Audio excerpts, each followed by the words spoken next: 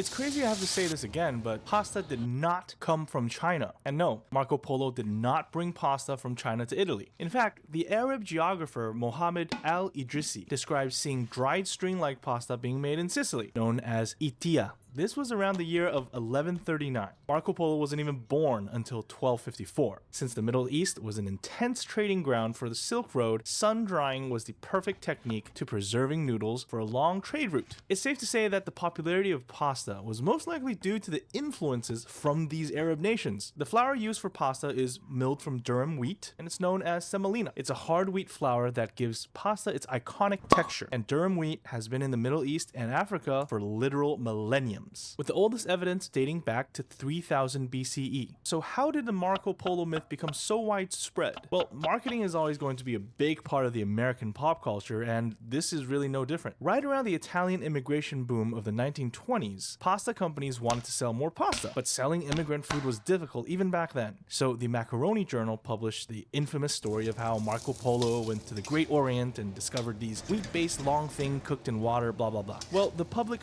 really bought into the story, and nobody really bothered to fact check anything. Sounds pretty similar to the story of how MSG got onto the no-fly list for so many households. But if we were to shift our focus a little bit and think about who was the first to invent noodles, then the crown might have to be brought back to China, where in 2005, archaeologists digged up a 4,000-year-old bowl of noodles made from millet. The noodles were buried under a massive earthquake site in the town of Lajia, known as the Pompeii of the East. Maybe Pompeii is the Lajia of the West. I think it's fascinating that noodles were invented by multiple cultures. But then again, I guess cooking strips of dough isn't rocket science. So perhaps now we've established that noodles come from all over the world. Maybe we can finally allow ourselves the freedom to screw around with whatever we want, like adding cheese to seafood pasta.